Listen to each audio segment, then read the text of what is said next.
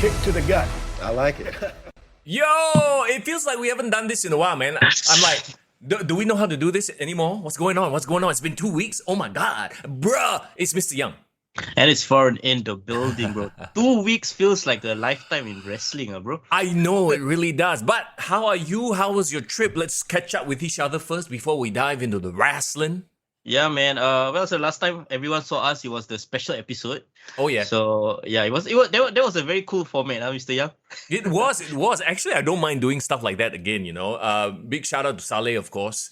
You know, he did a fantastic job, and then we did our hot takes and everything. I love how you did your hot. Okay, what beach was it? What, some like Atash place? Got turtleneck? Oh, bro, I'm getting like some like promo vibes, like you like a LA Knight, bro. Bro, what? So I don't know who was it in the Discord. Yeah. Photoshop my face and then put it beside Christian Cage. It was amazing, bro. Yes. I didn't even realize that I was having like a heel Christian Cage look, but that was so funny. I love it. Yeah. I was at a vineyard in Swan Valley in Perth. So, wait, bro, what were you doing at a vineyard? Bro, my friends were wine tasting.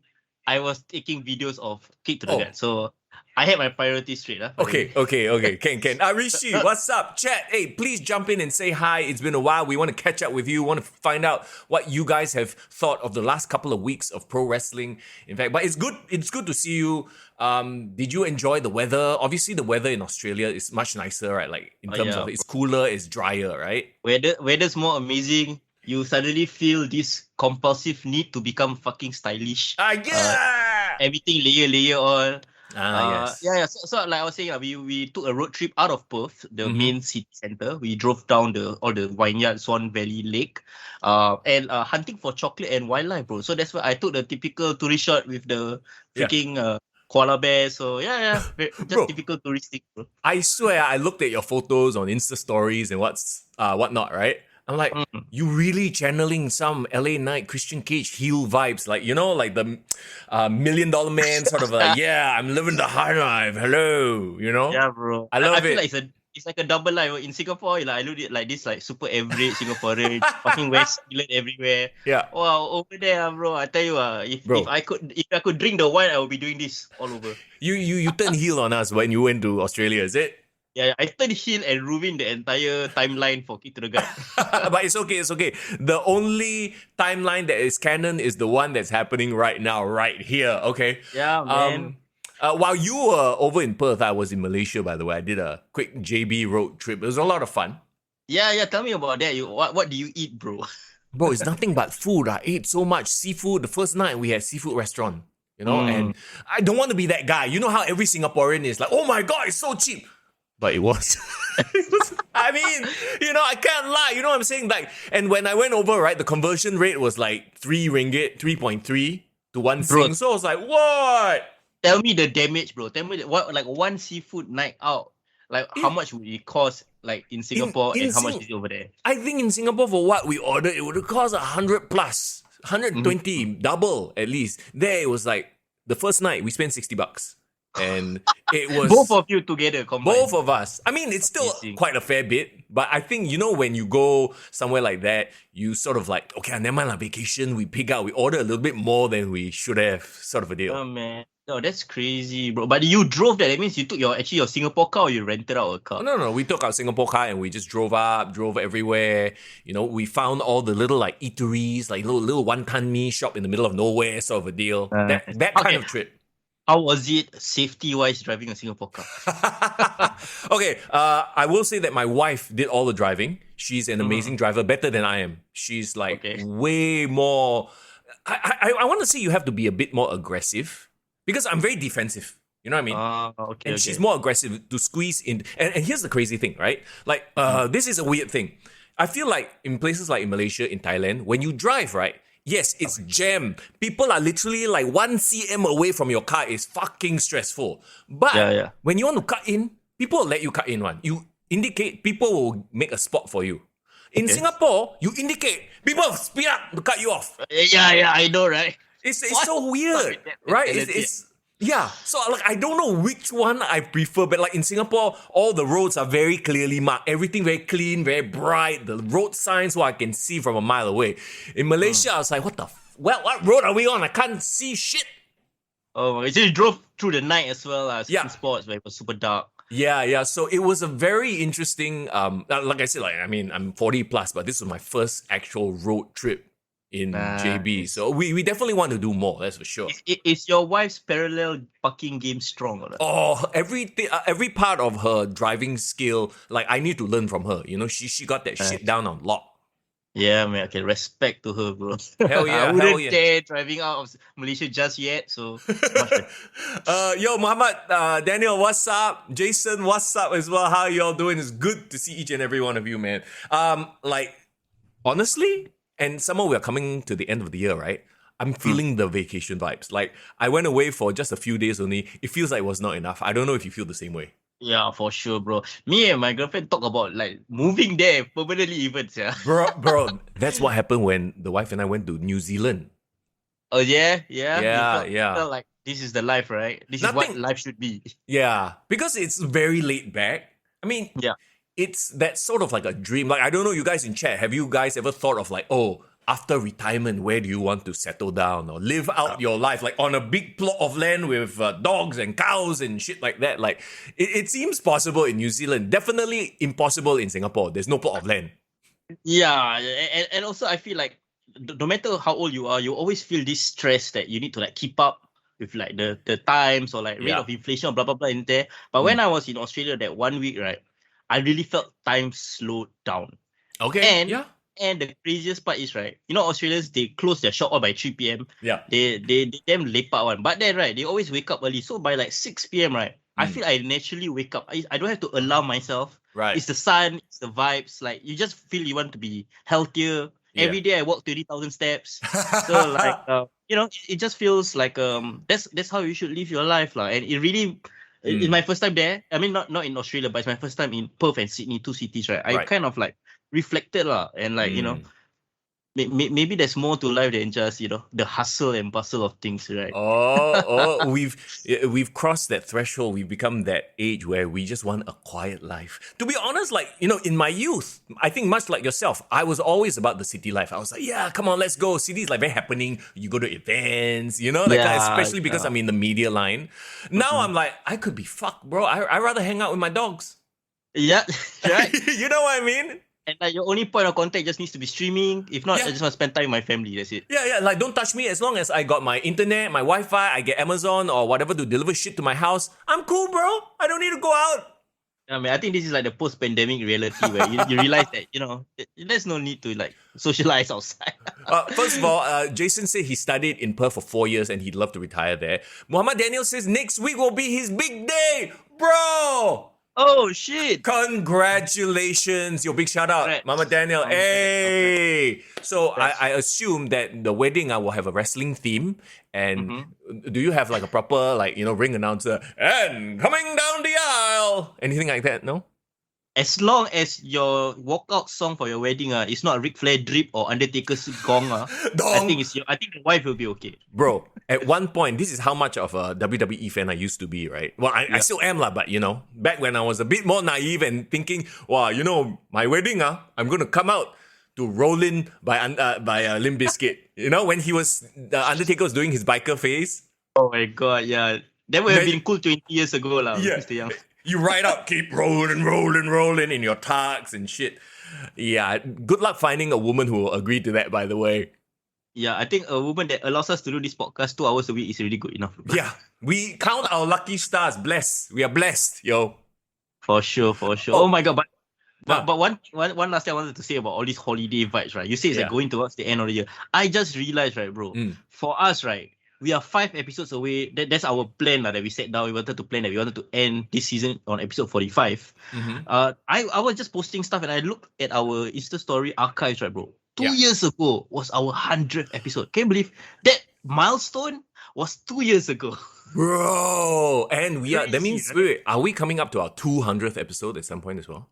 Yeah, so today is episode 40. No, we don't count yet, last 2 weeks special episode. Episode 40, 5 more episodes is already 200, bro. We are on 195.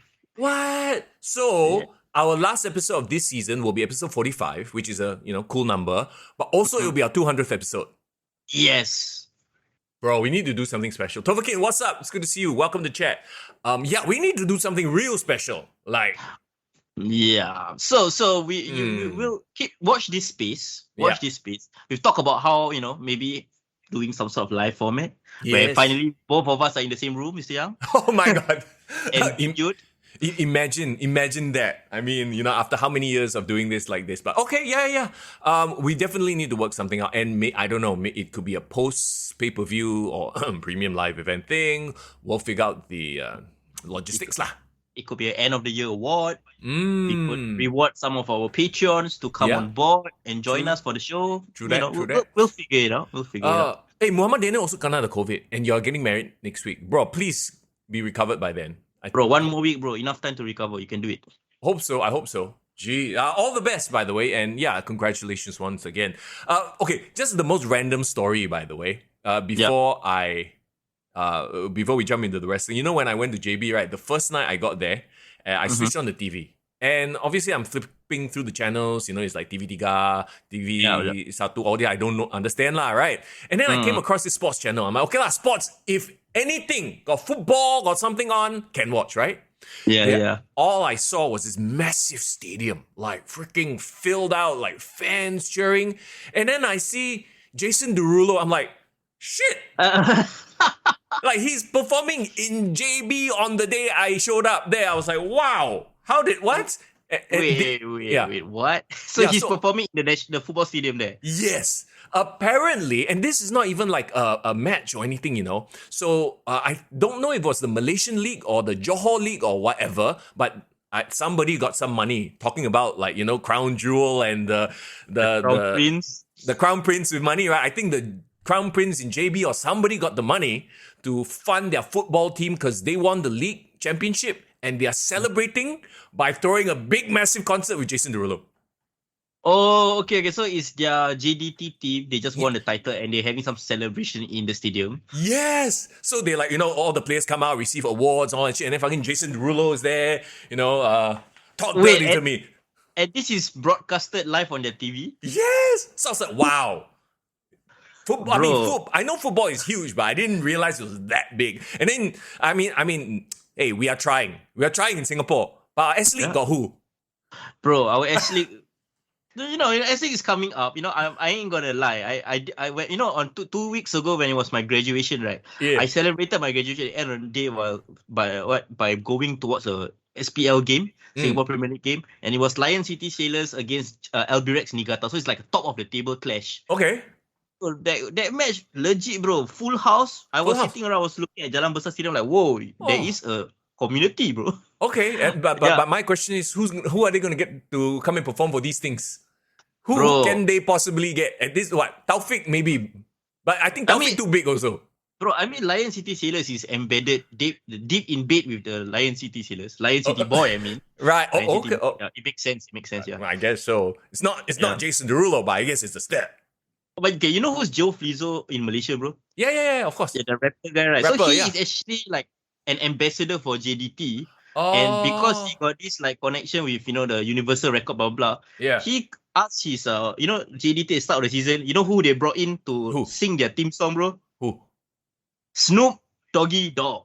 Walao. Hey, see. The connects. Bro, we need somebody like that for the wrestling business. Some rich dato, some freaking like, I don't know where you get your money from. I don't care. Just freaking jump in bed with one of our pro wrestling companies here in Singapore and then push that shit. Don't worry. Because Singapore football founded, they have that, who's that guy, that Shopee guy? Forrest, is it? I thought like he's my friend. Yeah. Forrest. That dude, my bro. Yeah, that bro. So he was philanthropic enough to help out the scene in Singapore scene. So you never know. You just become one famous bloody successful fella. Then suddenly you got a love for wrestling. There you go, become Tony Khan. Or you become Logan Paul. I don't know about Tony Khan. Well, we have a lot of things to talk about in terms of Tony Khan. Yeah, we missed 2 weeks worth of stuff. Can you believe it? We actually weren't available to react to Bray Wyatt returning.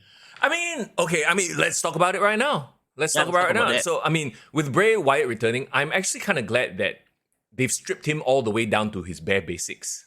But still with that weird cut, like every couple of scenes, they have this weird like interruption and the announcers completely no-sell it as if like the transmission is being interrupted by that creepy mask thing. So, okay, I'm intrigued.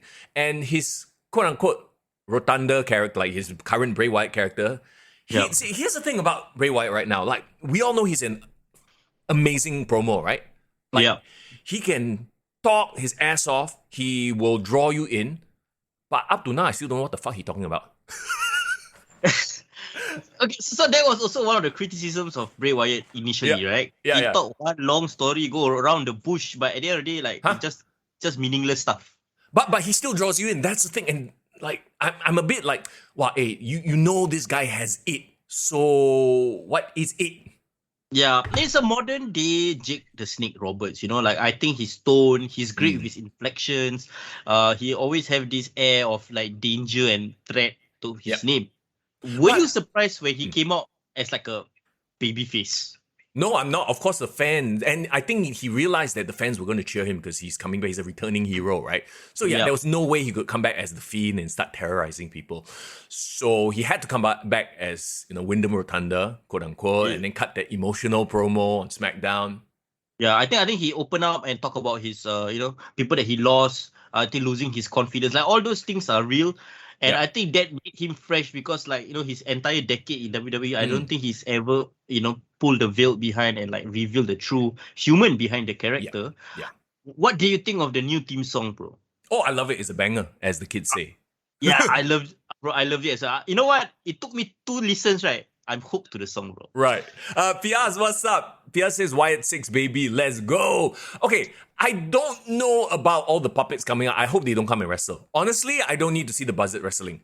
You know what I mean? Like, no Huskers needed. Yeah, like, I'm okay with them being like callbacks in random like promos, packages, that kind of thing. But let it be this Bray Wyatt, the cryptic, like mysterious guy. And yes, please have some sort of resolution.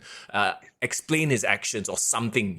There's only so many cryptic promos you can do before people start going, what the fuck? It's like Aleister Black, for example. He cryptic until disappear. Oh dear gosh. Yeah, you have to toe the line. Like, you have to be very like you can't just go crazy one side or like too cryptic one other end. I believe Bray Wyatt, the tough part is, right, somebody was putting it on the Reddit saying that who the hell is gonna feud with somebody like Bray Wyatt? Don't worry, you don't need to feud with anyone. You just feud with himself, can already. That's true. See, that's the thing. He can generate interest without actually wrestling or doing anything. He's in a great position. And I really hope they, go with him on this and they do something interesting lah. Yeah. Do you think it's gonna be like a 3 Faces of Foley situation where he's gonna wrestle as See, it's tough if he comes out and wrestles as Fiend because that means he's unstoppable, right? Fiend was the whole, like, they can set him on fire, fucker come back. You brought the comparison up with Jake the Snake. And to me, as I think back on my past, my childhood watching Jake the Snake, even though he was cryptic, there was still like sort of a point, an end to his cryptic nonsense. Like, he will say cryptic shit, deadly, sort of like unsettling things, but he's always directing it at you, Hogan, or you, Macho Man, or you, War. Like, he's trying to mess with somebody's mind. Right now, Wyatt doesn't have an actual target. So he's just saying this about this, that, and the other thing. It's like, what? Yeah. But again, I think it's too early in his run or in his return. Yeah. It's definitely the long game lah. And I know for a fact WWE said that they actually have a plan, a long-term plan for him. So we shall see who will his first opponent be. Will he wrestle at Survivor Series? Will he go to Crown Jewel? Yeah. I'm pretty sure the Saudi Arabians want to see him at Crown Jewel, so you never know. I think so too. And like we talked about in one of the past few episodes, him messing around in the main event scene has to be where he goes. It has to be, because you return him, he's like on his high. He's literally on, like, there's you slot him in the main event, it makes perfect sense. There is no sort of like, really? It's not like it's Jinder Mahal coming back, you know what I mean? Don't hinder the Jinder. But yeah, so I'm just excited that he's back. Yeah, and I really think he is this generation's Undertaker. I know there's been a few botches and a few setbacks, but I really believe with Triple H in charge, letting him have his playground space to play in his sandbox, but also, like cutting down on all his crazy theatrics. I think maybe the problem with Vince McMahon's handling of the Fiend is he keeps seeing it as like, okay, over the top, come, let's go all the way over the top. Yeah. But there will be some reality rooted from the way Triple H controls him. If anything, I think Papa H is quite smart. His name is the game, and we're really seeing he's a student of the game, right? And this was a thought that was in my mind after I watched NXT Halloween Havoc. And, and I suppose we can slowly sort of move into that as well. But you know how, like, okay, right now it's Shawn Michaels sort of in charge of NXT, Triple H in charge of Raw, SmackDown, right? You know, like how Shawn was the performer back in the day? I feel like some people are amazing performers. They might not be the best teachers / booker. I get it. And Triple H, I mean, he was a great performer, but he was never that show stealer. He was never Shawn Michaels level of performer, but he was always very solid, right? And I think it shows in the booking, in the presentation of the two shows right now, don't you think?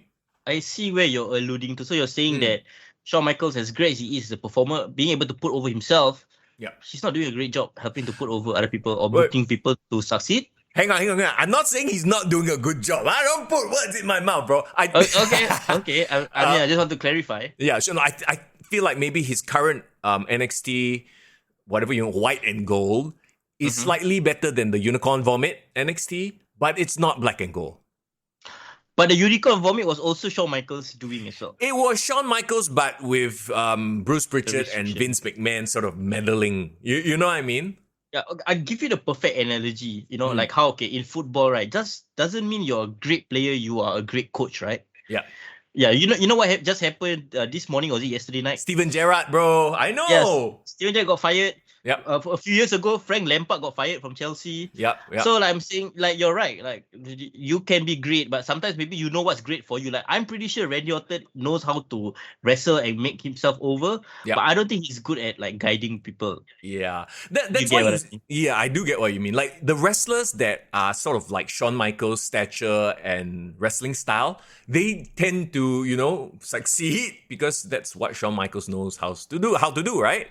But then, like, I don't know, like when I watch the current NXT product, it's not as bad as the Unicorn Vomit, but it's like there's some like I miss Papa H's influence. But don't you think like the best coaches or the best talent scouts are all the like mid-tier wrestlers, or like they weren't really the most over wrestlers, but I think they are great in the basics and your Dean Malinkos, your whoever it is lah.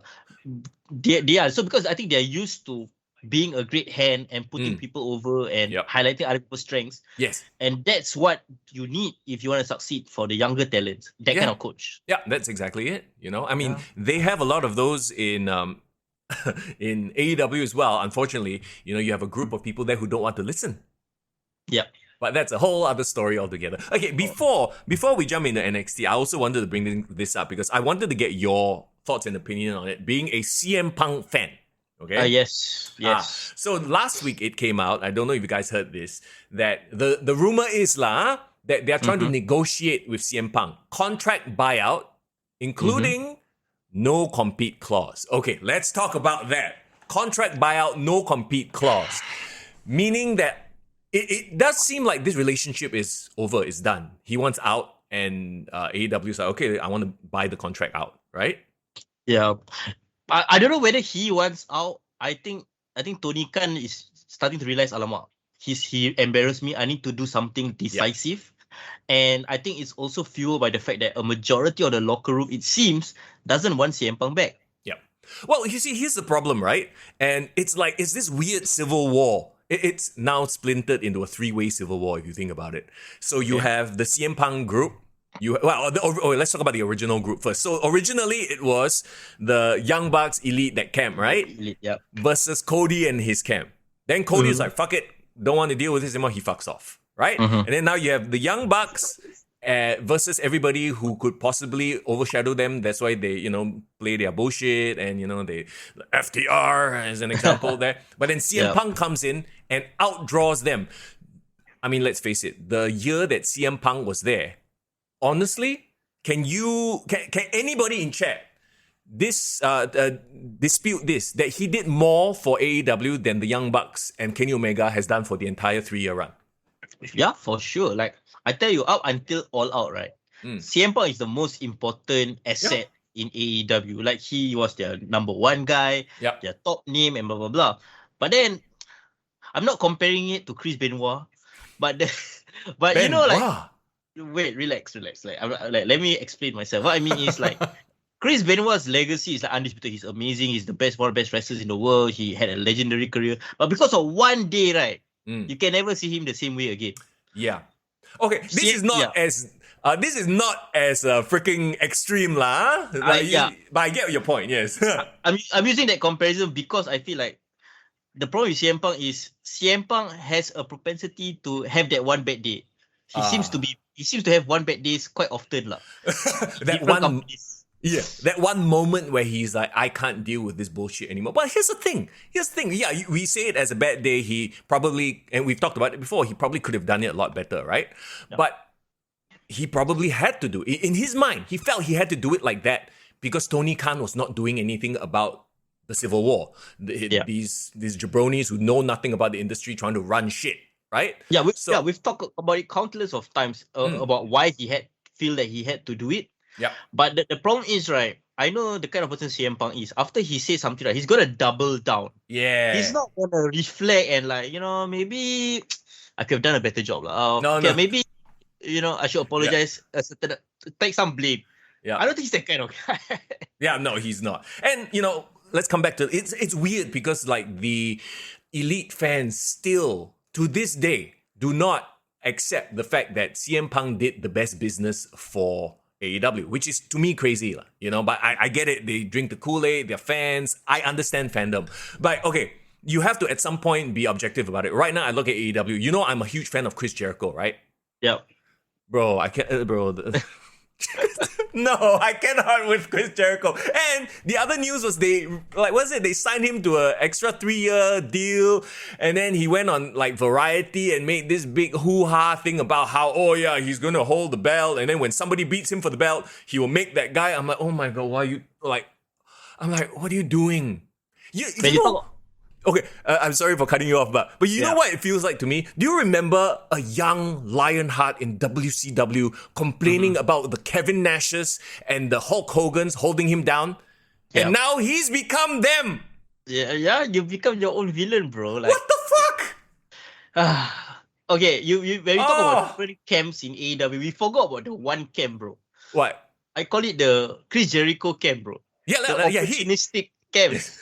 No, he has found this perfect opportunity. Love it or hate it, right? He's like sliding in there next to Tony Khan. Like, hey, Tony, brother, friend. I see. I'm still here for you, bro. I'm still here. I'm here since day one, bro. No issues, no controversy.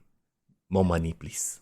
Yeah, bro, no, he's perfect, bro. You know when he came, you gotta respect the hustle, okay? Yeah. Like first of all, when he came into AEW, remember what he did? He said, I do not want to take any role. I just want to be a wrestler. So remember that? He was playing the long game. Yeah, he was. You know what he did? He saw what Nash, what Hogan, what all those people did back in WCW. He was like, I'm going to formulate a plan. I know how this goes. Motherfucker is the smartest one of them all. I said, I'm going to lay out one corner. Yeah. I'm not going to put my chips all in. I'm just going to do my best as a wrestler. Then let all this implode and exploit, all these politics get out of the way until everyone's out of the picture. Then I slide in and like, Tony Khan, I'm here for you, bro. You can rely on me. That's exactly what he did, bro. Okay, all that aside, right? I want to get back to the CM Punk thing, right? So, incredible year. He finishes his run at AEW amidst controversy. Very CM Punk-like. And then now there's that whole, they want him to have a no-compete clause. Question. Is this the time Triple H makes the move? Goes to CM Punk, men fences, like, can you imagine, like, whatever his contract is, right? And CM Punk doesn't sign no compete. And Triple H is like, yes, don't sign it. We are going to pay you millions of dollars. We want you. I mean, isn't this the perfect opportunity to stick it? Just stick it right to AEW. It would be the biggest defection since I think like X-Pac back to WWE. Okay, no. It's bigger than X-Pac. Come on, man. Did you just compare CM Punk to Sean Waltman? All respect to Sean Waltman, but no, bro.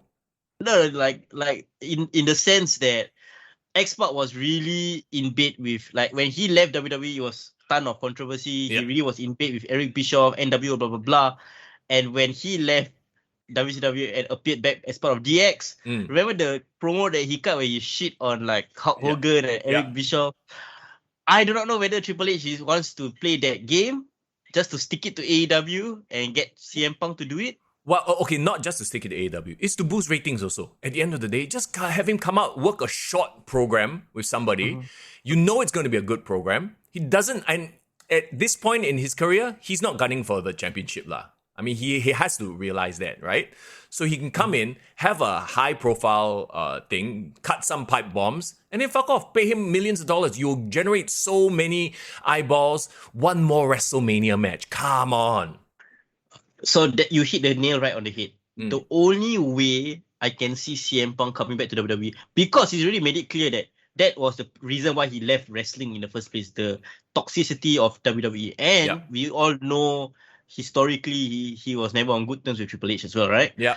So for him to come back WWE, first of all, he really is going back on his own word. He really comes across as a hypocrite. Because his first night in AEW, he said that, why would I ever go back to that previous place? And he talked about how when he left pro wrestling, he left ROH. How many years later he returned to pro wrestling AEW? So, so he had to backtrack on a lot of that shit. That's one thing. But like you said, if he was offered the main event, headlining, whether he fights Roman Reigns or like not a big time match, like literally the closing match at a WrestleMania, for one more shot, then I think he might consider. And even then, I don't think Triple H will put the belt on him at all. No. Yeah. It can be a retirement match. It could be Rock, somebody like that, The only retirement match I see is him and John Cena. What about him and Triple H? If Triple H can handle it, if his body can still do it. I mean... Triple H. But I mean, think about it like that. It's literally, it's the feud, right? Like Triple H, CM Punk, they have this intense hate for each other, and then Triple H does the job. I think, medically, I don't think it's possible for Triple H anymore. Yeah. But if Triple H was to get a representative for him to represent his NXT, maybe, I wouldn't mind Seth Rollins versus CM Punk. Shit. Yeah, exactly. So, I mean, the possibilities are endless. I mean, he can go there and say, yo, we did you dirty, but Vinnie Mac is gone. I apologize. Let's do business. We are all about doing business. And funnily enough, you talked about pro wrestling, right? Did you hear on SmackDown, Michael Cole actually said pro wrestling? Yeah, I did. I mean, they've been using that term like regularly nowadays. So it's like, great. Because, it was a Vince McMahonism, right? They banned the word pro wrestler. Oh, I mean, it's a sports entertainer.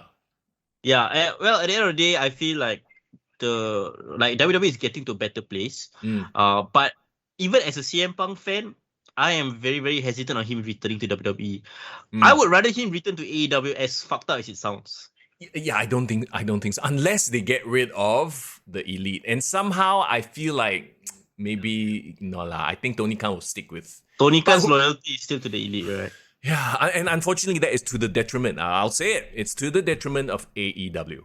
Yeah. No, okay. Regardless of whether where CM Punk goes, if he leaves AEW is all the worse for it. Yeah. Because 100%. Yeah. Honestly, I still believe whatever he did, whatever he felt was justified, but what he did was wrong. So I'll make it clear in that way. Sure. Right? Sure. Yeah, sorry. Talking about AEW, let's very quickly mention the head-to-head, the Tuesday Night War, as it were, for one night only. Okay, so NXT lost the war, and I'm not surprised. At the end of the day, when you watch both products, currently NXT is still... NXT is really trying its best to change things up, but they have way too many green wrestlers. And Yeah. once we take a look at Halloween Havoc, I think it'll play out a little bit better. Yeah. They tried their best to like have like more established wrestlers come in on the show on Tuesday and stuff like that, but it doesn't really matter what is NXT's rating. I think the bigger concern was how AEW's rating was so cannibalized on Tuesday, bro. Yeah, I mean, okay, first of all, it didn't do well, but that's what happens when you move your scheduled show.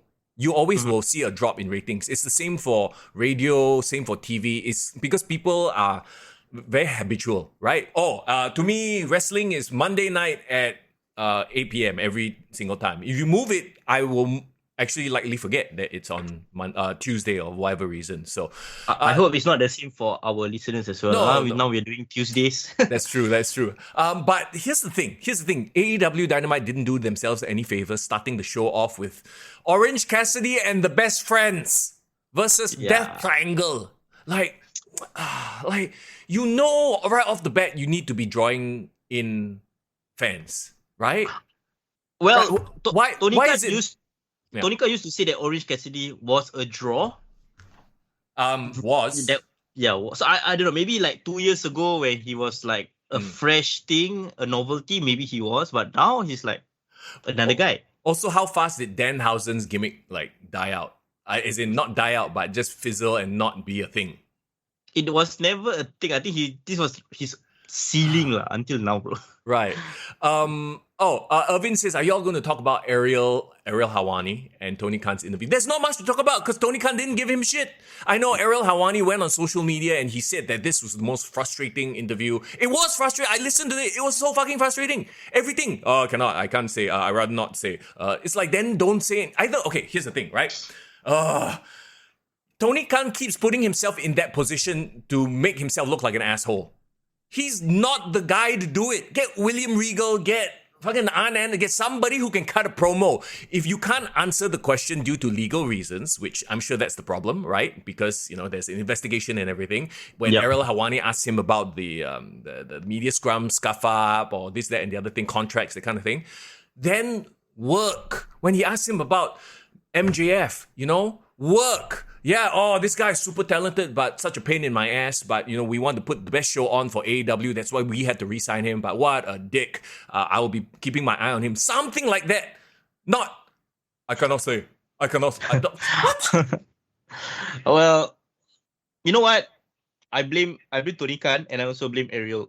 Because... You blame Ariel? Okay, go. Why?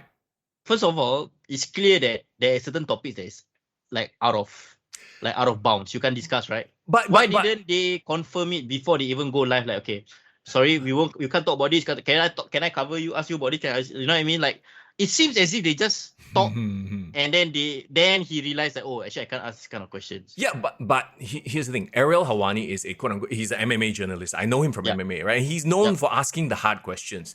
It's like you going on, I know I see a lot of these clips on TikTok. I don't know if you saw the Kanye West Piers Morgan interview. Oh my God, there's another one, bro.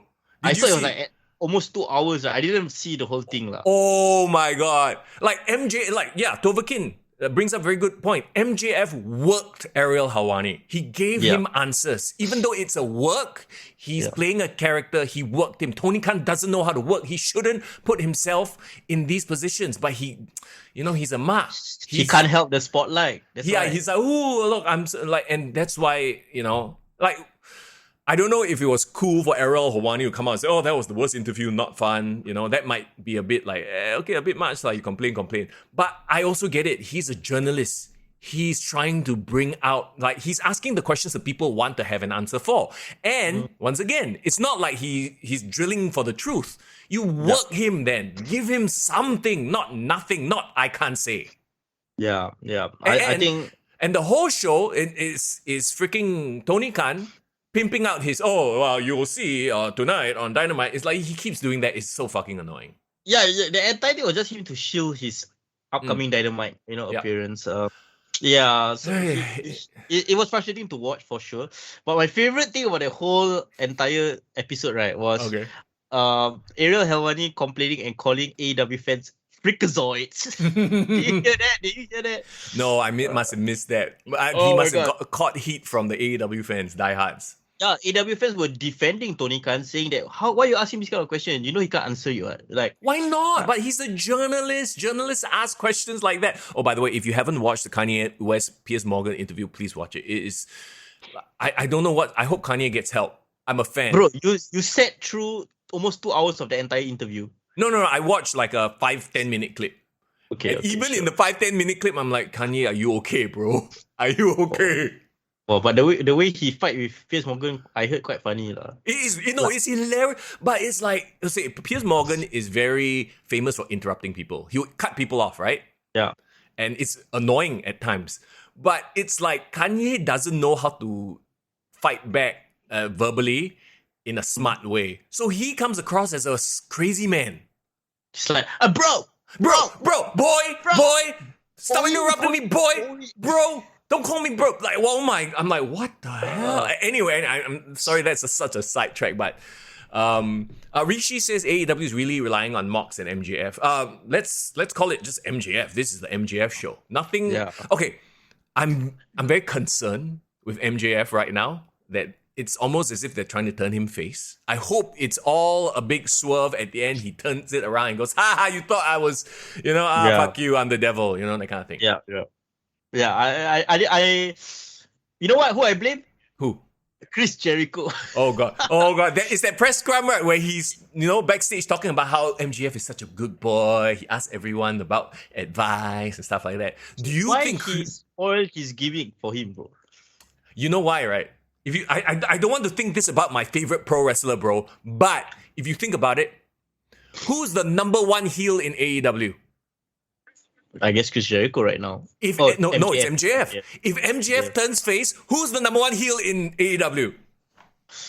Are you telling me Chris Jericho is more political than Triple H? Bro, he's become the person he used to complain about. I'm telling you, I'm watching it going, fuck. He's my favorite. He used to be my.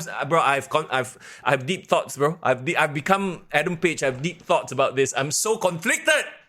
I mean, not all our favorite wrestlers are perfect. Come on, my favorite wrestler of all time is CM Punk. Sure, yeah. So it is what it is. Right? So that's a weird dynamic, right? And then of course you have Jon Moxley. Before we get to the main event, that sit down between Bryan Danielson and Wheeler Useless. Oh my god! Yeah, you've been watching a lot of Cornette. You've been listening to Cornette. I can hear. Yes. I mean, look, I don't agree with everything he says, especially when it comes to the women's matches, right? But it is very clear that Bryan Danielson is just too nice a guy. Like he's just making himself look like a bitch, trying to put over Wheeler Yuta now. So what, are they gonna have a match? Are they gonna feud with each other? Yeah, and Wheeler Yuta's voice are too annoying. I cannot, sir. No, I really cannot. you cannot. Bro, you cannot. Sorry. You had to sneeze on that one, huh? Yeah, sorry. I think you guys heard it, but yeah, I'm sorry. No, it's all good. Like, you could have arguably had one of the best, if not second best, third best heels of AEW, but instead you have this guy sort of hiding in the corner with William Regal and Wheeler Yuta. Yeah, man. Like, they're just pushing the wrong people, bro. Why isn't Ricky Starks in that position, right? Like, why isn't, I can name 3 more people, Ethan Page, people who can actually carry the storyline. He should relinquish booking duties. That's talking about Tony Khan. That's undisputed. Literally everybody, other than CM Punk, has a new signing actually gotten more popular than when they first came in? Think about that for a second. No, every single WWE star has lost their shine. Maybe you want to argue Mox, fine, right? Mox and CM Punk. Everybody else that has come in, Miro comes in, probably, huge pop, and then after that, Cesaro, same thing. Freaking Saraya. What? How do you pronounce the name? Saraya. I'm sorry, what the hell is she? Like, I'm bored of her already.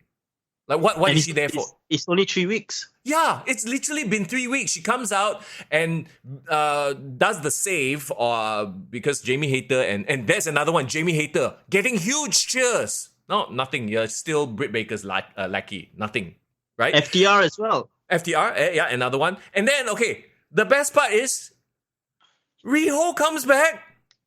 That overshadowed Saraya. And I'm sorry, But like we all love Riho, and she's going to be in Singapore for SPW's big anniversary event. Nice. So see, that's the thing. It's like Riho at her size, wrestling people of her size makes sense. You come out here and go up against Britt Baker, one of the bigger names in AEW. You overshadow Saraya. Even Tony Storm. I'm like, what the hell are you doing, AEW? What are you doing? Okay, if Tony Khan wins Booker of the Year 3 times in a row this year, right, then I know that whole competition is rigged. The whole competition is rigged. It's nonsense. Yeah, you know what I mean? It's like there's actual evidence to show that this year's booking of AEW has been, it's been bad. Meanwhile, Chris Jericho is beating everybody left, right, and center. All the ex-ROH wrestlers. It's gotten to a point where, like, he said in the interview where, I want to be that guy, like that heel, that evil heel nobody can beat, and whoever beats me will be catapulted to the moon, right? Yeah. But to me, it's made it so boring to watch him. I skip his matches because I know he's gonna win. Jericho versus Dalton Castle. Who cares? Yeah, it's tough. You know what? Claudio should have just kept the title because Claudio would have guaranteed great matches at least. Speaking of Claudio, what happened to him? Never even challenged for a rematch. He lost to Chris Jericho. Oh, okay, vacation.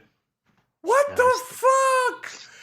And they're like trying to cram ROH down our throats. It's just a shit show over there. And literally, it's MJF holding everything up. Yeah, it's tough. Like my favorite portions of this whole Dynamite last week was his interaction with William Regal. I think it was masterful. I think it was William Regal's best promo that he's done since he went to AEW. And I'm intrigued in seeing how, like, I guess the whole story that they're trying to play for is MJF challenging Mox and proving that he can earn the title shot. So when he does become champion, even though he's a heel champion, he still has the credibility, right? But will he turn face because he's done it honorably? That's the big question, right? How much you want to bet during the Full Gear match, there's going to be a moment where he takes out his stupid diamond ring, he puts it on, and then he thinks about it. That's sort of like, do I want to win it like that? Like, do I really want to see that in MJF? Like, he's the devil. He should be What if, right, he teases that, but that one moment of like clarity of him trying to decide whether to be a good guy or a bad guy causes him to lose the title. I think that's a great reason for him to double down, even become more of a bigger heel. Right. Like, I tried to be good, I tried to do things the right way, and it cost me. Sure. Like that. There's ways to play around it. Yeah. But whether Tonika can, another question. Well, I hope MJF gets the creative control on that. Let me float you another scenario. You have that weird moment where he's like, should I not, right? Yeah. And he fucking kicks Moxley in the balls.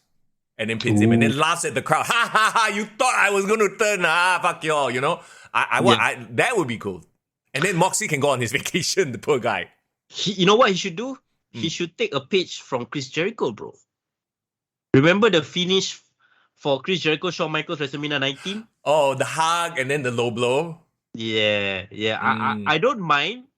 Example, MJF beats him fair and square, clean, defeats Moxley, wins the title. He's celebrating with the audience. Confetti comes down. He's crying. It looks like a babyface celebration, right? Yeah. And then Mox stands up, stays in the ring, offers his hand, asks him to shake his hand. And then when he does shake, he push away the shake. He hugs him. Everyone's like, yay, babyface. And then, dude. Bro, that's it. Now you have a monster heel and zero faces. Yeah, I hope so. I hope so. Okay. We haven't even talked about Moxley Hangman, bro. Let's talk about Moxley Hangman. And the match was a Moxley match. Here's the problem, right? Like, I know Hangman likes to do this thing where when he takes the clothesline, he does the extra spin. Yeah. And a lot of wrestlers, Rikishi is famous for doing that, for fuck's sake. Rikishi of all people, right? Sides, right? Yeah. But, maybe save that. Like, so many of their guys are getting injured because they're taking unnecessary risks. Yeah. And it's not like he's so compelling. Like CM Punk didn't have to take any risk and he's drawn way more money and is more compelling. So that's the whole argument about these fuckers with their flippy shit and their trampoline bullshit, right? They have to do, they feel like they have to do all that because they need to get a pop. But once you desensitize your audience to it, it means nothing. And you are exposed for what you really are, just spot machines. And that's why everyone's getting injured. And I feel like in this case, obviously we hope Hangman Page gets well soon. But he got injured off that move where he tried to over-rotate so it would sell the King Kong Lariat or the clothesline better. Well, he fucked himself up lah. Yeah, it was terrible to watch because I was watching it live. So I genuinely thought like, because they didn't show his face, right? I thought he snapped his neck or some shit like that, like crazy shit because they didn't show it for like 5 minutes. So that scared me for a bit. Then I realized, okay, it's a concussion. But I mean, it's still a terrible injury. Yeah. But okay, the weird thing is also like, they tried so hard not to mention it. Did you notice? Like, when you have incidents like this, at least show a crowd shot, a pan shot, your announcers talk about it. No, they freaking cut to... Did you remember what they cut to? They cut to the announcers talking about Rampage, right? Yep. Freaking Excalibur. All right, and coming up on Rampage. Blah, blah, blah, blah, blah, blah. I'm like, what? No, that's not what I care about. I care about what's going on in the ring right now. It's tough lah. It's tough because they clearly do not know how to scramble. Yes. My opinion. Yeah. This is a clear indication that they are, well, I hesitate to use the word, but they are very new. They are noobs in terms of sports broadcasting, which is ironic since Tony Khan comes from a sports background. Yeah. Like if somebody gets injured on the pitch in a football match, in a soccer match, I mean, at least if they don't show the gruesome injury, at least the commentators will talk about it, right? They will acknowledge it lah. They won't ignore it. Yeah, like fine. Right? Oh, suddenly, let's talk about Rampage. So at least Taz kind of talked about it because Taz is a fucking professional. They were trying to fill up the time, I understand, but I don't mind the three of them just the camera panning at the commentators and the three of them discussing the injury. Yeah. Like what's happening. Discuss the injury, maybe show some crowd reaction, like crowds like, concerned face, that kind of thing. Yeah, that would be better, much better. Or take a far shot, you can see the ring where they're like trying to stabilize his neck, that kind of thing. So, I mean, maybe it's a lesson, a learning lesson, but then, okay, they gave Moxley the mic to buy time. Oh. Do you hear what Moxley said? Yeah, okay, I watched the uncensored stream. So on the TV, like, I think is it TNT or TBS? I forget. Anyway, on their TV show, they obviously bleeped it, right? Yeah. But this fella, give him a live mic, fuck come out, shit come out, walao eh. I think the one that made me chuckle was when he said, he tried to speak on the mic, but then the mic wasn't working. Yeah. Then he got a new mic, and then he said, this whole show is going down the toilet. Yeah. Like, what? Okay, there is being real, and then there is shitting on your own company, on your own product. Like, he doesn't care, and I guess that's his mystique. Like, he's just like, he'll say whatever he feels, right? But it's like, wow, as an owner, you must be like, fuck, you cannot give this guy the mic. That's why, to me, MJF is the perfect pro wrestler. He knows how to go out there and work. If you give him the mic to buy time, he knows how to go out there and buy time, and he won't suddenly accidentally say a bad word. The best guy to have controlled that situation, honestly, would have been CM Punk. Yeah. Like in terms of like a baby face, like trying to keep the crowd occupied and stuff like that. I would dare say even someone like Bryan Danielson, I think, would have done a better job. No, basically a veteran, a veteran like even Chris Jericho, MJF. I'm trying to. Even Cesaro, for crying out loud, like William Regal. But no, you give it to Mox and he just went off talking some shit. Yeah, he's a bit too loosey-goosey, I guess what we're trying to say. But, somehow they managed to get back on track, get MJF out, and then, do the final promo. But Hangman is he's a very weird case right now. He's supposed to be the baby face of this company, right? Yeah. Supposed to be the rising star, the homegrown star. He had an entire great fairy tale run. Like his rise to the top was great to watch, right? Became a champion. He was like a bit like Big E, like okay, like gitu only, like that only. But then when somehow his true character came out with this whole drama with CM Punk, like the crowd is like, wow, how the hell is this fucker still on TV? But he seems to be the one that's getting away scot-free, being on TV, and now he's injured. Yeah. So it's like, I want to feel sorry for him, but in my mind, I'm like, I think you shouldn't have been on TV. You shouldn't even have gotten a title shot in the first place. Yeah. he, like, obviously, once again, we never want to wish anybody injury, especially in a sport like this, right?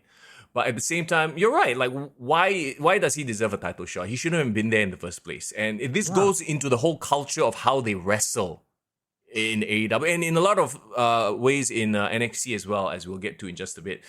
Tovakin says this was better handled than the time when Matt Hardy got injured, and they continued to let him. So they went from one end of the spectrum to the complete other end. Oh, faster! Don't show anything. Cover up. Nothing happened.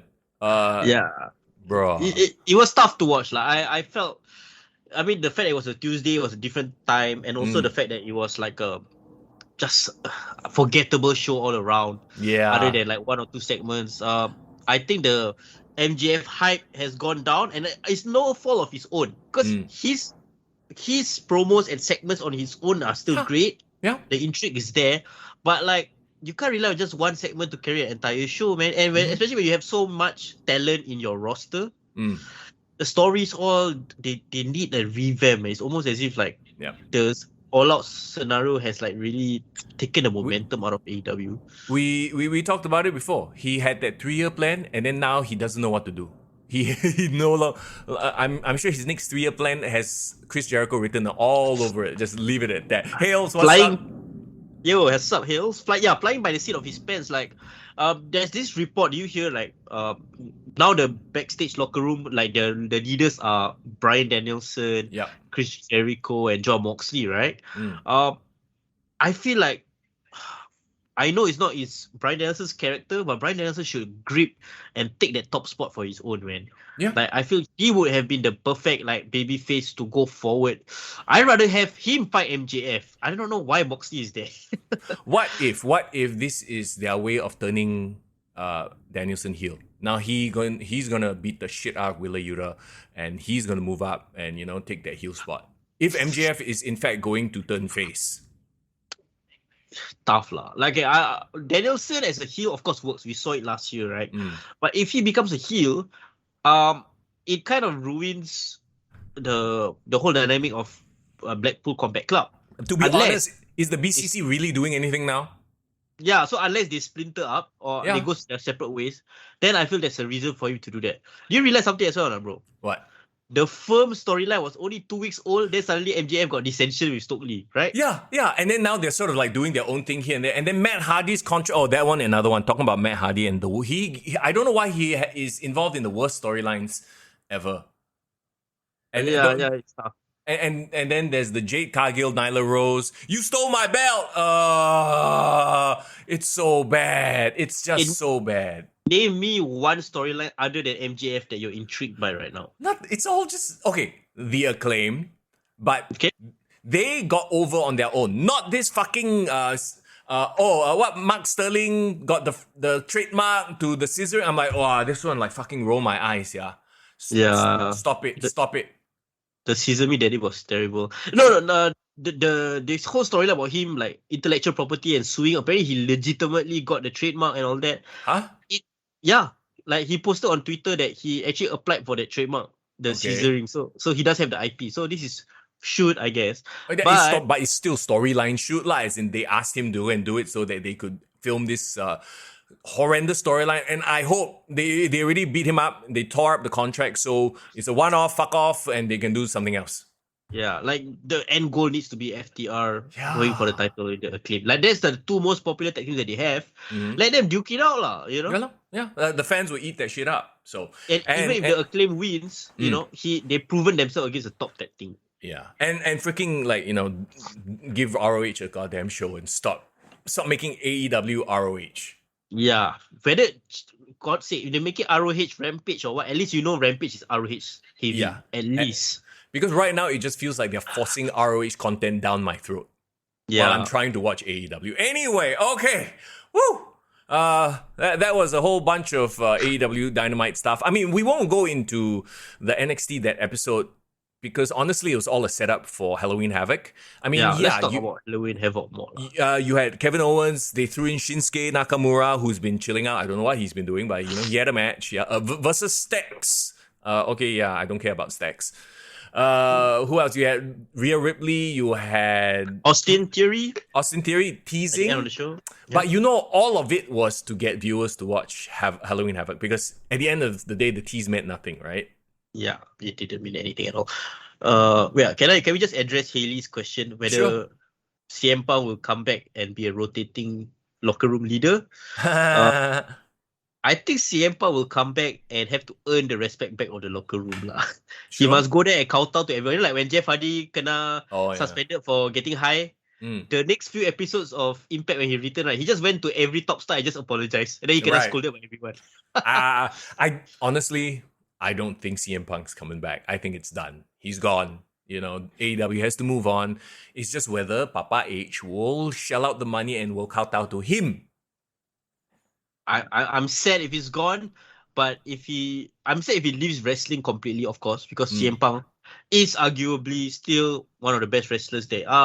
Like storyline, his ability to portray his character and all that. He is still an asset for wrestling. But if AEW lets him go, then honestly, if I was Triple H, I would be very unsure about bringing him back. Because why would I bring back someone who is infamous for fucking up the locker room, you know? But like I said, don't bring him back in long term. Just do a short program, no harm, no foul. You know, do a little bit. Yeah. Anyway, sure.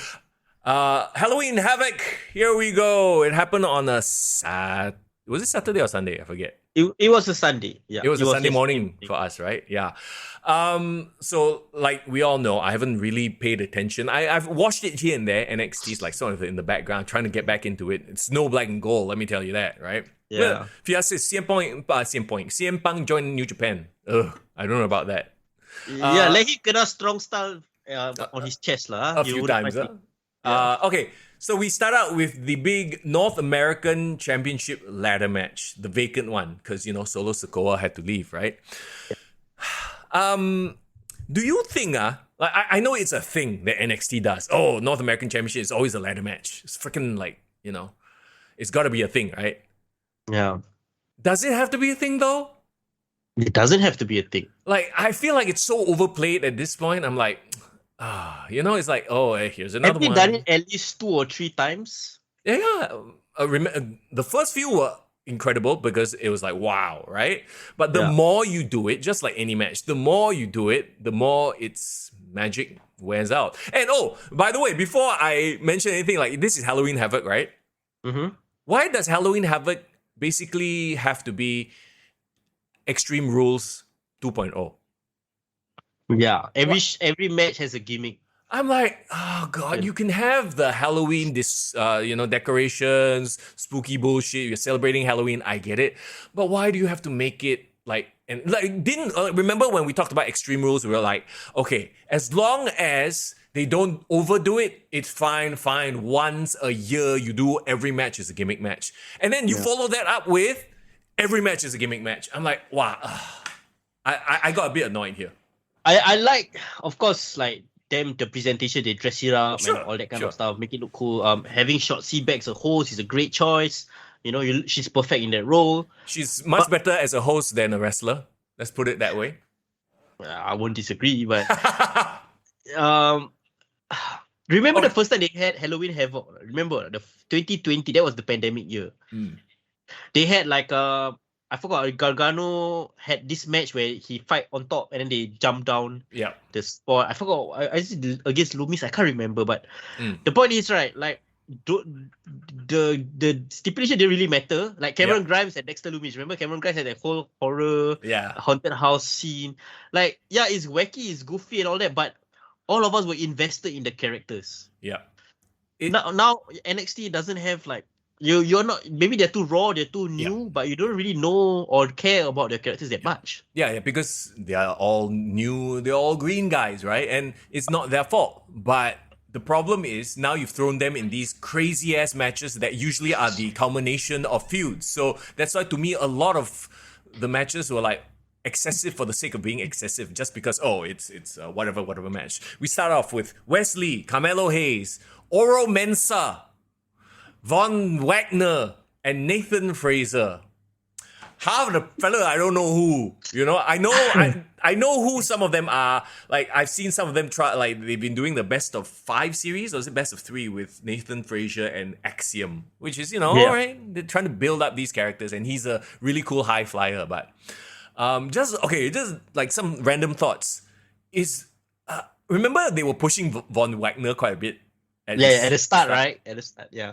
I don't know, but I've kind of given up on him already. I'm like, he's just this tall guy, but he's like Omas. He looks a bit like like he got the giant syndrome where like his features are like very right.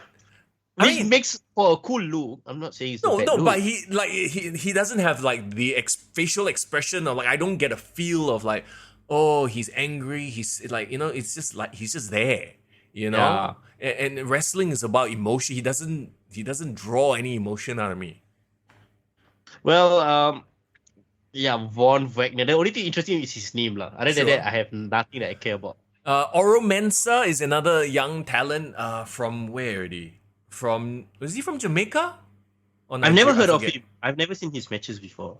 He's had a couple. I mean, nothing crazy, outstanding. Yeah, I mean, we know Carmelo Hayes is a star. He's not going to win because he's already had the North America. Yeah, it's done. I mean, it made sense that Wesley won, right? It's like, okay, you poor thing, your tag team partner was this weird racist dude or whatever. Let's give you the title. And you've been putting in the hours. Let's give you the title. They were MSK, right? They're MSK, yeah. Wesley. He poor thing lah. He won the tag team titles with the partner, and the partner kena all that racist shit. Kena cancelled and shit. Yeah. Yeah, quite sad lah. So nothing wrong with the winner. No. But it's hard. It's like watching a very foreign promotion that I've never. Yeah. Honestly, I've never seen any of the wrestlers. I can tell you one or two, and that's it lah. It seemed like an indie match dressed up with WWE money. It seems like something you could watch on AEW as well, and maybe that's the problem. All these things become so like, because we watch so much pro wrestling, both AEW and WWE, right? We get desensitized, so it's like, there were a few really amazing spots, jumping off ladders and shit like that, but it's like, oh, okay, it's a ladder spot with people I don't care about. You know what I mean? So I think like no matter how crazy the spot is, if the person you don't really know or care. Yeah. Why would you be invested, right? See, here's the thing. When Edge and Christian and the Hardy Boys did it for the first time, right? Mm-hmm. It was the first time. First time. Yeah, now everybody does it, so nobody cares. See, there's the difference. And I know a lot of them were probably inspired by the TLC matches, ladder matches of the past and stuff like that.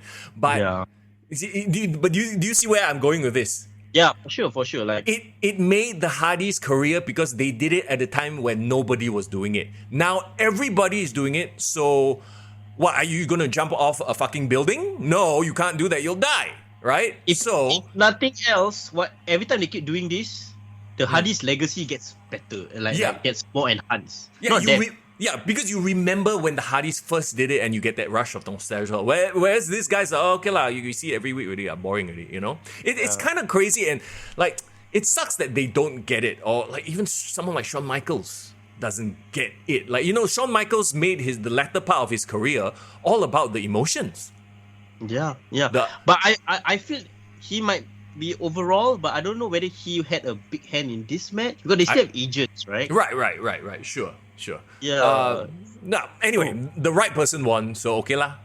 We can move on. What's up, Apollo! Hey, Wonder Boy, how you doing, dude? Apollo! Yes, Apollo. Yes, Apollo is in NXT. Yes. Yeah, minus his tall Aziz. I don't know what happened to Aziz, poor thing. He fought Grayson Waller in a casket match. Okay, first question, because I haven't been watching NXT. Why is there a casket stipulation? Did he become Undertaker or something? Because it was spin the wheel, make a deal. So it was random, right? Random. And then, I don't know if you watch, I passing glance, right? But Grayson Waller at some point injured Apollo's eye. So there are shots of Apollo's eye bleeding. They're the scary shots. But then it became this thing where he got super dark. And like, as it not his skin tone, but his vibe, his presentation became dark. And then got one time he appeared under the ring or something, his eye was bleeding, and then Grayson Waller, I was like, oh my god, it's so scary. And I'm like, but what? Okay, if he was as his Nigerian character doing all this supernatural voodoo shit, it would have been a new wrinkle to his character, right? Walao! Yeah, sure, At least you sure. play into that. But like now, like no links, yeah. He becomes some dark character. Yeah. Zayden, how are you, by the way? I hope you're doing all right. Yes, they did jump off a building once, the Money in the Bank. They got thrown. Oh, I remember that. Yeah. I tried. Like, Grayson Waller is a very good heel. I don't know if he's a super... Like, here's the problem, right? Grayson Waller, he's doing this whole I'm a social media star gimmick. Meanwhile, you have Logan Paul on the main roster. I mean... A real social media star. Yeah, so it doesn't hit. You know? Like, if there was no... It's like Sonya Deville trying to be the MMA girl. But you got Ronda Rousey. It's like, you're just cheap knockoff then. Okay? Yeah. So, like, the only time I remember Grayson Waller did anything of note was when he feuded with, AJ Styles. And that's almost a year ago. So, what exactly has he been doing? I know he had, like, a manager... he had his Sangha as his, like, a lackey and all that. But, yeah... Not memorable. Sangha turned on him, and then Sangha and Veer. What's that? Veer. Yeah, they had a thing backstage, didn't they? And then they disappeared because I guess they needed more seasoning. Oh, it's Deepavali. They need to celebrate. Okay, let's move on. Yeah. This match, right? This match was like eye candy for me, but that's about it. I'm sorry to say this because I think that they have a great story going into this, former friends, blah blah blah. I see a lot in the future of Cora Jade because I think she has the charisma. She has that AJ Lee look, but you know what I mean. And Roxanne Perez is like, who does she remind me of?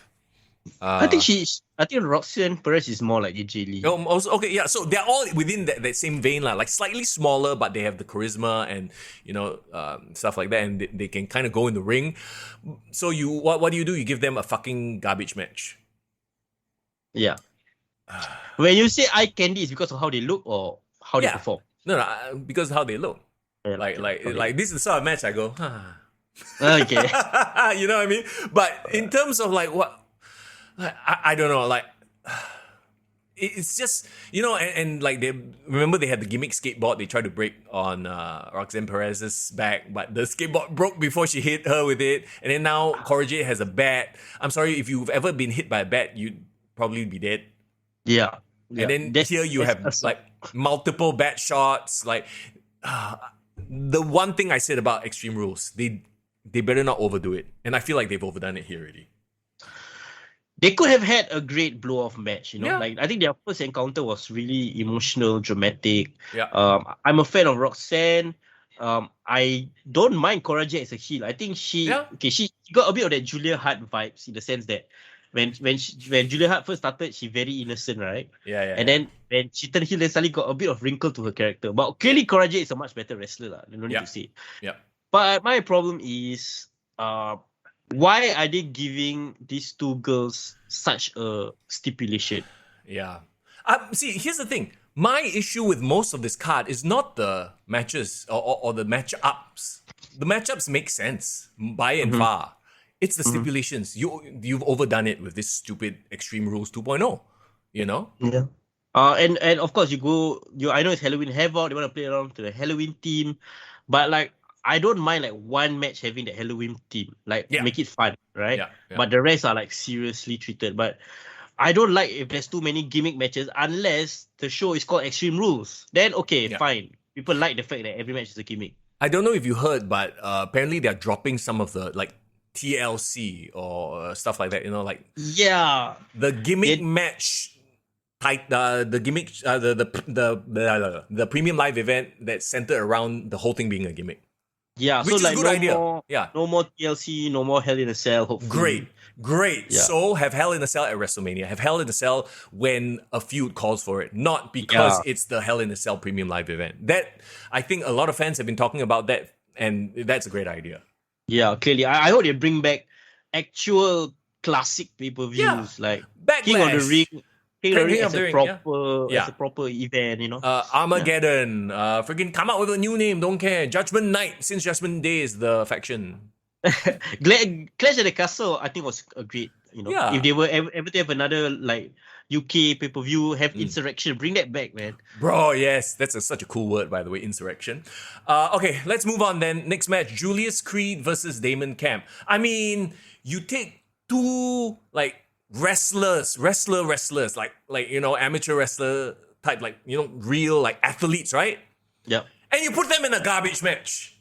I'm sorry, I paid close attention to this match because I was like, okay, this is going to be a great wrestling match. Maybe you'll beat the fuck out of each other in the ring and then finally throw each other in the ambulance. No! Got chairs, got fucking... Was there fire extinguisher? I can't remember. But like everything was getting thrown around. Yeah. Okay, Damon Camp is the younger brother of the Cable Stevenson. I remember is it? that. Okay, I didn't even realize that. So he had a Stevenson in his name, but they changed it to this Damon Camp because of the gimmick. Okay. So athlete, right? Freaking college wrestler. And then the Julius Creed looks like he can be Kurt Angle, Yeah. Fucking Actually, you know who I thought of when I looked at Julius Creed? what? What's his? Oh my god, I forgot his name. He's so useless in AEW now. Chris Jericho's lackey. Parker Brown. No, Jake Hager. I was like, wow, this fella look like Jake Hager. I hope he has a better future in the WWE than Jake Hager. But yeah, like they have these like they have this athlete look, right? So why not let them have an athletic match? Give them a submission match if you want to gimmick it up. You know? Yeah, like even fucking let them amateur wrestle for 2 minutes. At least it's still cooler, and based on their background that they will deliver. Yeah. But like I said, they're too young to be doing all this gimmick stuff. Like they don't have the wrestling IQ to be able to play around with it yet, Nor do they have the facial expression. This is what really got me, right? When like I can't remember what move it was, but Damon Camp really hit Julius Creed hard with a chair or ambulance or whatever lah. His face like no reaction. I'm like, oh my god, shit. Like they are being exposed. Why? Yeah. Put them in the ring, make them do wrestling holds. Okay, I don't follow the storyline. So why is Julius Creed wrestling as a singles? What happened to his brother or what? Okay. So this is one whole big fucking storyline with the Diamond Mine lah. Somebody had been fucking around with the Diamond Mine. Roderick Strong brought in Damon Camp. They were all like, yeah, we're all athletes, right? And then somebody beat up Roderick Strong in the car park. Of course, that's where all the shit goes down. Who did it? Oh, who did it? And then Damon Camp, like one day he decides to reveal himself. He beats up the Creeds with a chair. So it was me. So they turn him heel like that lah. And then I'm impressed that you follow all of this, bro. I paid attention to the promo package. That's why. Okay. Got it. I don't have the exact thing like the storyline down, but this is the rough idea I got. And then somehow they made it such that this was, if Julius Creed lost, Brutus Creed would have to quit. Oh, he was fighting for his brother's contract, Julius Creed. So Brutus was out injured lah in storyline. I don't know injured or what, but I just know that the contract is like on the line. Okay. So I guess he's fighting for his brother's honor. So do it in the ring. Why? Or even if you want to have an ambulance match, have the ambulance right there next to the ring. Let them have a wrestling match and show off how deadly they can be in the ring, as opposed to having a garbage match on the floor, which is not their forte. Yeah, like that's the thing. Like maybe they are ill-suited to it. And the best parts about hardcore matches, like maybe last time it was Edge or whoever, right? They had facials. They could show terror. They could show fear, or they could show like like intimidation, blah blah blah. But these people, they are just fighting. But like you said, their face no reaction. So like, how are we supposed to feel anything for the matches? It's like playing the video game, Like it's like playing the video game from 10 years ago, where the face is just the same. You fucking run him over with a car, he's still like this. Yeah. Okay. Would you say this was the best match so far on the card? None of it was the best. It's a low bar. I would say Apollo Crews and Grayson Waller was more entertaining for you. Up to this point, right? Like at least it was like in the ring. Yeah. And then, oh my god, the next match. Oh, I want to break some shit. I'm so frustrated because I used to love NXT, right? Yeah. And I don't know if there's this thing where we need to top ourselves, which means now translated to some of these younger wrestlers do crazy stunts, right? But the next one is like you have Mandy Rose versus Alba Fire, and let's rewind a little bit. Did you see the Yes, I cinematic? saw. I saw. Oh, They okay. brought it Look, back. They brought back when the cinematic matches. when AJ and Undertaker did it, like, you have to understand, Undertaker is the Undertaker. He's an OG. He can, like, he can kind of act, right? It's not the best acting, but he's got that character down. AJ, he's tried his best also, and it was during the pandemic, we sort of like gave it a pass, right? And then you had Bray Wyatt, John Cena. Another one, like, kind of during the pandemic, they want to make this whole psychedelic trip shit. Okay, fine, I get it. I get artistic vision. What the fuck is this cosplay, like indie film bullshit? Oh my, it didn't even make sense. Oh, your audio. Yeah, so this is Halloween Horror Night, bro. Oh, yeah. No, yeah, it's exactly it. So, again, this is, okay, you know what this is reminiscent of? Bray Wyatt versus Randy Orton at WrestleMania. The what match was it? House of Horrors match. Was it House of Horror? So they start out in the house, but then after that end up at the ring. At least there were no worms projected onto the mat on this one. Oh my god. No, that was that was WrestleMania lah. But yeah, they had a terrible rivalry. So Mandy Rose and her lackeys go to this house, and then they get beat up by a bunch of Did Albert Fire hire a bunch of weirdo, like?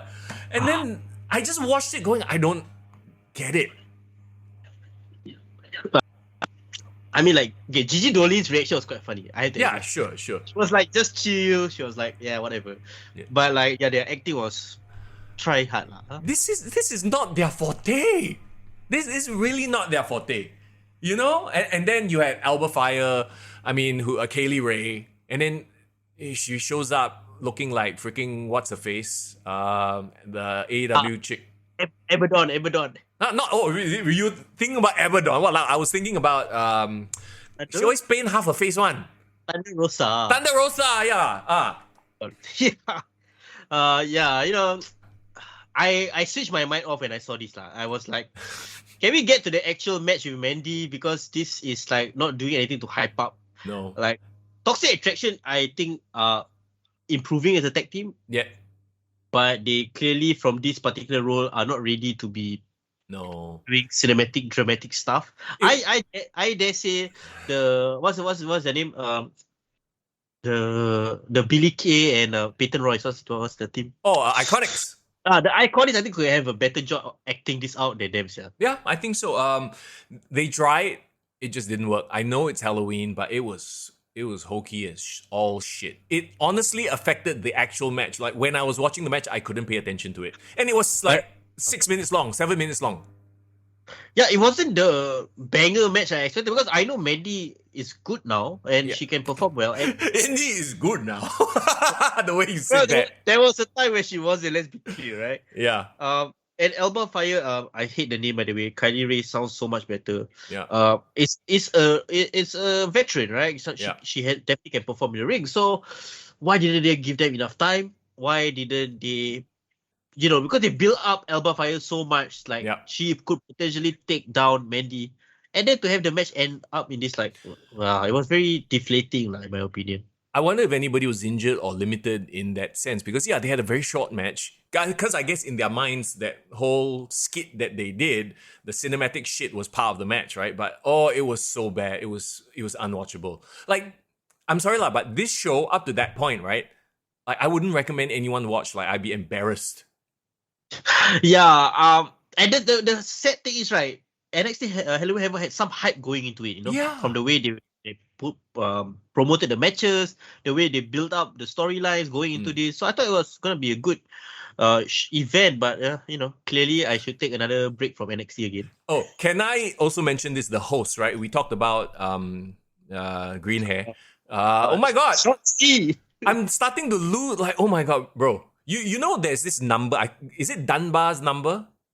Oh no, I don't know what this is about. There's this number of people's names of people you can have in your head before you reach like your max, and you have to start forgetting people already. I think I've reached that number when it comes to wrestling. I'm forgetting names, Bro, I mean, you've been around for a while, bro. Come on. So I don't. Old. Are you just saying I'm old, bro? Okay. So she co-hosted it with Quincy Elliott, right? Oh, is it the one that looks like Viscera? Yeah. It's like Viscera Goldust. Mabel. Goldust, Viscera Dust, or Gold. He does not have the charisma of Goldust. He looks like Viscera, but he doesn't have the charisma of Goldust. His vignettes were Is he cool. a he or a she? He's just, he's just effeminate lah. But no, his gimmick is cool. His vignettes were cool. But when he's in the ring cutting promos, it's so bad. It's forced. He made some really lame uncle joke. I'm like, I thought you're supposed to be the super diva. Like, and I'm expecting him to cut like very like scathing, bitchy remarks. So I guess that might be a stereotype, and I apologize for that. But like I'm expecting him to show like that side, that's the quote unquote super diva side. But all we got was just lame, like predetermined jokes that like come out of a joke book. I can't remember what joke he made. I groaned so hard. I was like, oh my god, it's so fucking bad. Doesn't this make you miss the Velveteen Dream? See, that's a great example. Velveteen Dream was flamboyant, over the top, but he was natural. He had the charisma. Yeah. Quincy feels so forced when he did it. I was like, Again, they are new, they are fresh. Why are they on TV? Yeah, let him do Level Up and, freaking just cut promo. They had him as the host, with Shotzi. And Shotzi, by comparison, seemed like an amazing host because he was so shit. Yeah, it was tough. I know they're trying to use like the more established names to put over the younger names, but I think there's a certain standard you need to be before you can appear on television, in my opinion. Yeah. They're trying to give him a push and trying to attract a certain audience. I get it, but he's not ready. He's not ready to be on the mic at all. At all. No. Okay, let's get to the main event and the best match. I mean, come on. Braun Breaker, Ilya Dragunov, JD McDonald's. Okay, McDonough, but I'm just gonna call him McDonald's. Do you remember Devlin? When he Jordan was Devlin? Yeah. Jordan Devlin. Yeah. Did he look as weird as he does now? No, he has been growing out his facial hair. He's been doing some weird shit to his face. No, not just that. His head looks too big for his body. It's like his body shrank or something. Like when I look at him, he looks like a fucking bobblehead. I don't know why. I didn't go so in depth, but he doesn't look like Jordan. I mean, he's trying to change his look, right? I know, but did he shrink? Because I don't remember Jordan Devlin looking like a bobblehead. But whenever I see him in the ring now, when he takes off his clothes, I'm like, his body like too small for his head. Or either that or his hair got bigger or something. I don't know, something feels weird. Yeah, well, first of all, the moment he changed his name, I like switched on his character already because it's fucking lame name. Jordan Devlin at least felt like I can get behind that name. No, and you know what the stupid thing is? At least his finisher, the Devil Inside, made sense as Jordan Devlin, Devil Inside. Now, as JD McDonough, his finisher is still called the Devil Inside. It's like, Similan. I think maybe he's trying to pay homage to his old name. But then why change your name in the first place? No, but we know that one is a Vince McMahonism lah, and that's not his fault lah. Braun Breaker, Ilya Dragunov should have a one-on-one. Yeah. That's the real money match, bro. Yeah, like I know that they're trying to push this guy, but to me, like I don't know if you've seen his promos, but he's all about like manipulation of like he likes pain, he studies pain. I'm like, he can't pull it off. Like it just seems fake as fuck.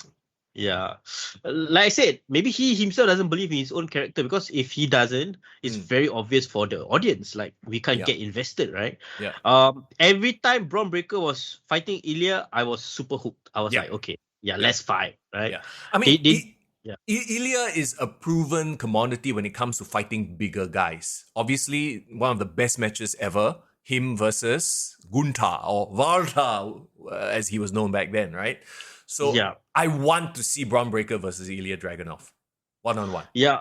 And I feel, do you feel like Braun Breaker actually was able to match up with Ilya? Like he didn't feel like the rookie in this scenario. No. I feel like Braun he's getting there. Like within a year or two, he's got to go up to the main roster already, right? Yeah. But that's exactly it. That's the perfect way to handle talent in NXT. Shine him up, give him all this experience so that he's really, really, really good. Then by the time he goes to the main roster, he feels like a national. I feel, in my opinion, I think Austin Theory is a great example of how he got when he came out on the main roster that very short time in 2020, too soon, too raw. Yeah. He went back down, joined part of the family with Gargano, the way, and then he developed his personality, blah blah blah. Now he can handle himself, doing all the story stuff, doing all the drama and the wrestling stuff. So that's the right way to use them. And doesn't he look better now that he grew out his whole beard as opposed to just the mustache? Yeah, bro. I wish I could follow his footsteps, but I think this is the most for me. Right. Hey, it is what it is. So there you go. That's Halloween Havoc. Except for the main event, it was tough to watch, man. And I actually went into it like, okay, I haven't watched NXT in a while. I've sort of been, peripherally paying attention, but it seems like the hype was there. And then when I watched it, I was like, oh, it's basically like a shit version of Extreme Rules. Yeah, it's tough. I thought it was just another episode of NXT. Right. I rather they use Halloween Havoc for the main roster, because I think the main roster can do a better job playing around to the gimmick. Can you imagine freaking who's Bray Wyatt? Yeah. And, Halloween Havoc for Bray Wyatt. Oh, this could be amazing. Or Dexter Lumis and The Miz, they could have their blow-off match at Halloween Havoc. Yeah, and it's just the thing, when you go back and look at all the Halloween Havocs from WCW, it's not like every match had to be a gimmick match. It was only a few, and then you dress the setup, and then maybe some of the wrestlers come out dressed up as a Halloween, as a fun thing. Why not, right? But not like make every match a gimmick match. So... So I feel at the end of the day, it was a missable event. It sucks that this is the first thing we are discussing returning from a hiatus. But, there was other things. It's all good. Next week, we are going to be previewing Crown Jewel. And there are a lot of, very interesting matches. Obviously, I haven't watched Raw, but just seeing the social media clips, they're pushing the shit out of Rhea Ripley. She suplexed Luke Gallows, I saw. Yeah, I saw that. So I love how fans, by the way, are some fans are like, oh no, why not have her beat up the entire roster? I'm like, hey, relax lah, let her have a moment for crying out loud. I saw the promo where Dominic compared himself to Eddie Guerrero. Yeah, like that. No, and the crowd ate that up because obviously, WWE faithful, we all love Eddie Guerrero, right? So, low key, Dominic turning heel has been the best thing. All of a sudden, he's very hateable. Personality. Yeah, And actually, it's embracing his mullet. Yeah, you know who's the worst member of the Judgment Day? Finn. Yeah, I mean. Every time he's on the mic, it's it feels like a black hole. I'm sorry, but when Damian Priest speaks, Damian Priest sounds like a man. What happened, my bro? You okay? Now you disappeared all of a sudden on my screen. All I see is white. Rhea Ripley is freaking just amazing now. She's decimating guys as well. You have Dominic. Give me a minute. I am sneezing nonstop. So oh my god. Okay, bless you. Yeah. Right. That's why he's like, ooh, I'm gonna sneak away. No, but then you have Dominic, who's such a hateable heel right now. And obviously moving Ray to SmackDown was a smart decision. They are delaying that inevitable matchup for WrestleMania, like we talked about before. I want to say that I brought it up, but I brought it up. I came up with the idea. Remember, Ray versus Dominic at WrestleMania, and it seems like that's what they're gonna do. And that's why they go separate ways for a bit. Yeah. So it's got enough time for it to come back. Let them cool down for a bit. Because right now it's they were quite heated for a while. You can't stretch it all the way to WrestleMania. That wouldn't make sense. So you split them up. Yeah. I would love for them to have their first confrontation after this during the Royal Rumble. Yeah, confrontation, but not a fight. Yeah. And then that's where they build it up. Because this could be I think Dominic really needs to get away from Ray for this 1, 2, 3 months. Yes. Just to build himself up, because I think he's fine in the ring. He can perform in the ring. But what I think he needs to do, he needs to build up his physique, because he's still boy. Yeah. No, but once he build up his physique and now with his gimmick, he looks legit. Hey, he is deceptively tall. He's up there, he looks perfect with Damian Priest and Rhea Ripley, and then you got one tiny little Finn Balor there. That's what I said. He is really Eddie Guerrero's son. I mean, they're trying. Obviously, they're trying their best with Raw and SmackDown. Some things work. Some things are kind of I saw Nikki Cross return as well. Do you see that? Did you? No, I didn't see. Is she Nikki ASH or Cross? sorry for spoiling, but Nikki Cross returned. Oh, okay. I hope it's the Twisted Sister, and I hope she does something soon. I hope they do something with Alexa Bliss. Yeah. Asuka needs repackaging or whatever, or maybe they just need to take a break. In a weird way, Judgment Day has kind of overcome all the doubts that they had starting out, and I think they are one of the pillars of Raw right now. I feel every time the Judgment Day comes out, I feel intrigued. Yeah. Hopefully, okay. In the past few Raws, right, they've been doing too much Judgment Day. I feel they might be overexposing, especially when Finn talks. I'm sorry, but Finn is just no. I'm not feeling this Finn Judgment Day. But do you see what? I probably haven't seen Raw, but AJ Styles came to the ring and when Rey Mysterio, when Dominic said that he is this generation's Eddie Guerrero, and I know I said, bro, I think you're more like this generation's James Ellsworth. Yeah, I saw that. And then James Ellsworth filmed himself reacting to that, right? Yeah, that's quite funny. Yeah. I mean, it's cute lah, but let's face it, Judgment Day versus the club, right? It's kind of obvious who's going to win. You need to give Judgment Day the push. Come on, they're hot. They're hot right now. Let them have the win. Yeah, and I'm starting to like the song being with them. For a while, it was I can't see this song being anyone else's but Edge. Yep. But now I feel like they've really embraced the song. Yeah. And it's really, their whole presentation is good lah. But again, Finn Balor feels like a lackey in this. If nothing else, I feel Rhea Ripley is leading the group. Yeah, right. She's the draw. She's a star anyway. Funnily enough, you have going into Survivor Series and War Games, you have several factions. Very interesting, Yeah, that's why I think it's perfect time to go into Survivor Series. So right. So okay, on SmackDown side, you have the Bloodline, and apparently they are feuding now with the Brawling Brutes. Yep. And on Raw, you have Judgment Day and you have the Club. Yeah, so we are starting to go back to the era where there's multiple factions. Everyone's aligned to someone. So this is interesting as a fan. And let's not forget, there's also Imperium on SmackDown side as well, yeah? Yeah, and also Hit Row apparently is teasing a new member. Do you hear that?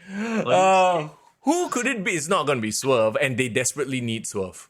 I'm sorry, but it's weird. AJ, Top Dollar, I mean, he them feeling himself, but his promos cannot. I'm sorry, but I thought the Ashanti guy would have been a great stepping up as a leader, but he also never stepped up. No, you're very boring. So you got Legado del Fantasma who have Selena Vega. I mean, she's good, right? Yeah, a great addition to the team, I think. And I think Escobar is fantastic for playing that role. You compare Escobar with Andrade, Escobar is so much better because he can speak English better.